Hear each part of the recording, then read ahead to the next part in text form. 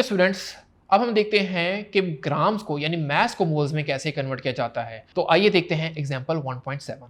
Example 1.7 है converting grams into moles. यानी आपको ए पार्ट में बता रहे हैं कि बलून फिल्ड है विद 5 ग्राम ऑफ हाइड्रोजन, उसको आप मोल्स में कन्वर्ट करें। तो बहुत सिंपल है, इसके मैं आपको दो मेथड बता देता हूँ। पहला मेथड है, वंस अगेन आप लिखिए कि आपको गिवन क्या है। तो स्टूडेंट्स, इसको सॉल्व करने के लिए सबसे पहले लिखते हैं वंस अगेन गिवन डाटा। आपको गिवन क्या है? You are given with 5 grams of hydrogen. तो आप लिखिए मैस ऑफ हाइड्रोजन।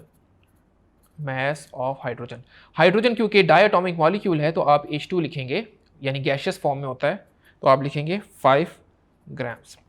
उसके बाद आपको रिक्वायर्ड क्या चीज़ है जो आपको फाइंड करनी है? तो फाइंड आपको करना है number of moles. Number of moles. तो डियर चलते हैं इनके सॉल्यूशन की तरफ। आपको बहुत सिंपल सा फॉर्मूला यूज करना है, नंबर ऑफ मोल्स, जो कि हम बार बार यूज करते आ रहे हैं, which is equal to mass over molar mass.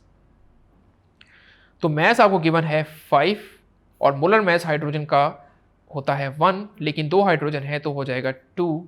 तो आपका आंसर बनेगा 5 divided by 2, so your answer will be 2.48 moles.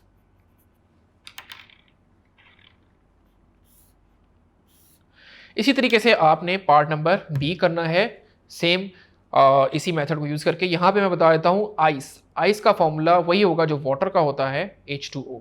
तो आप 100 ग्राम में तो आप 100 ग्राम में आइस के मोल्स बना सकते हैं यूजिंग दिस फॉर्मूला।